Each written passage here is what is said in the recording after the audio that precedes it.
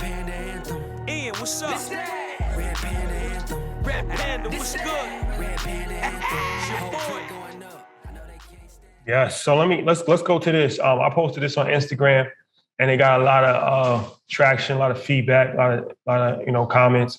And Elon Musk was reported as saying that in the near future, human beings could download their brains to robots.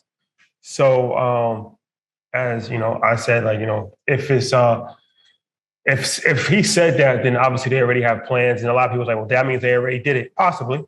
So what are your thoughts on Elon Musk saying that human beings will soon be able to download their brains into robots? Oh, baby. Let's get into the little Alex Jones conspiracy files, right? I saw somebody put it in Zoom, but I mean, if you watch Black Mirror, you've seen that being talked about. And I think 8 months ago, I was saying, hey, being able to download a human consciousness and put it elsewhere. We also have to worry about digital or conscious slavery as well.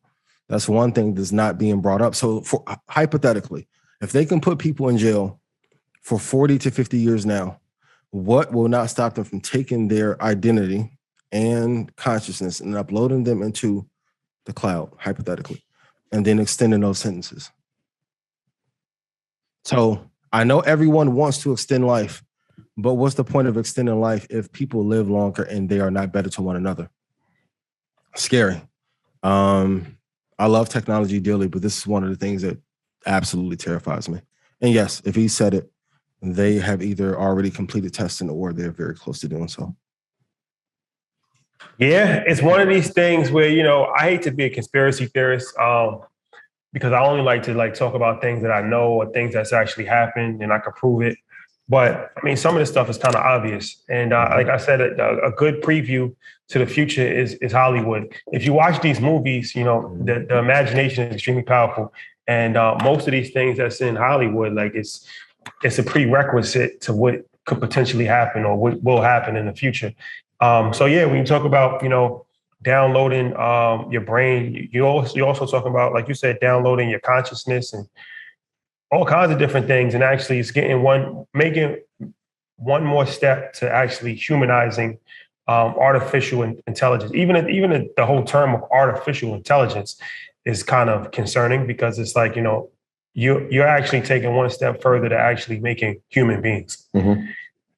That's what it comes down to. And that's for a variety of different reasons, like cheap labor, for a more, military, for all kinds of different things, for more people that will actually, listen to what you're saying and not fight back until they actually do fight back. So, I hate to go off on these tangents because I don't want it to be like a conspiracy theory show, but it's important to keep this in mind for a variety of different reasons, but extremely important for business. I mean, since this is a business show, pay attention to the trends that's going on and just don't be, on the sidelines just looking at it. Actually know what's going on. And if you don't agree with this, then this is something that you should at the very least be aware of so you can know how to, potentially move in times that this actually increases in a wide scale. Yeah, I mean, it's something that everybody should be paying attention to, especially anybody that looks like us.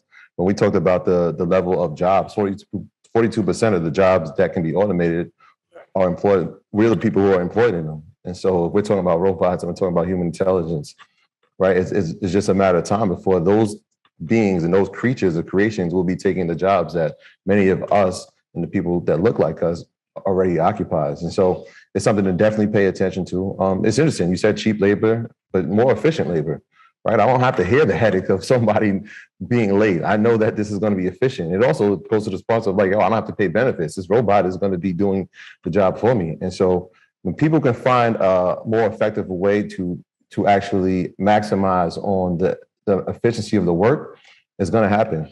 Well, that's one of these things that people think slavery ended because of Abraham Lincoln, or it was white people just got a tremendous conscience all of a sudden. It was economic. It started because of economics and it ended because of economics. Yeah. Once they realized that wasn't the most efficient way for people to work anymore, and the cotton gin came about, and now you can actually, utilize machines in the field and you don't have to deal with human labor anymore. That was that's really when slavery really became inefficient. Mhm. So everything usually comes back to money, and manual labor has been changing over the course of time and has becoming more and more and more and more inefficient. So, and now it's going to become a thing when not even manual labor is going to become inefficient. Technology is going to become inefficient for human beings to do, because when you can have a computer programmer who's actually a robot, what's the point of having a human being a computer programmer where that computer programmer is way smarter, knows everything in the history of the world. You can put it into his, system. And, so it's important to understand this because it's been happening since the beginning of the time, where technology has been constantly increasing and changing the landscape and changing how we live. It's going to continue to happen. So if you're not prepared for it, you're just going to become a victim of it. Yeah, like if you're a factory worker or you work like in these plants, right? Like if there's an assembly line, why even have humans there?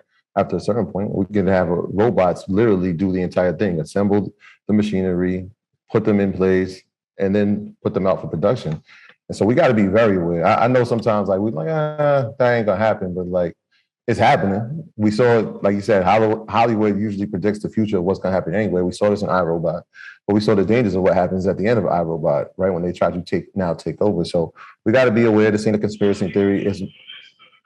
It's more of a like social awareness theory that we need to be in tune with. Yeah. My last comment on this, for those of you that love ESG companies, please be mindful, because this is going to give way to push of artificial intelligence even more for automation. Because if you are looking at environmentally sustainable companies, what is the greatest threat to our planet? What species? Please put in chat. Humans. Absolutely. So if we are the greatest threat, the greatest virus on Earth, and there's a way to take the consciousness and upload it. So even let's talk about family lineages, right?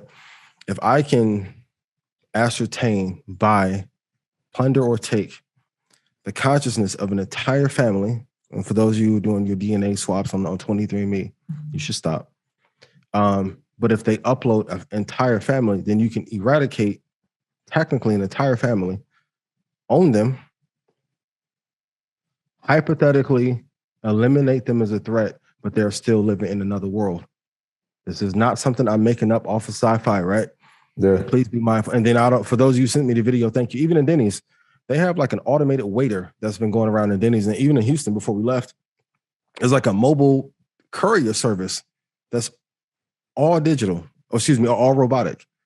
No humans, just going through downtown, testing and dropping off packages. So I told you guys, when a recession comes, they're going to find a way to cut costs and frame it as a way to make the world more efficient. But more efficiency usually means elimination of jobs, productivity, and prosperity for us.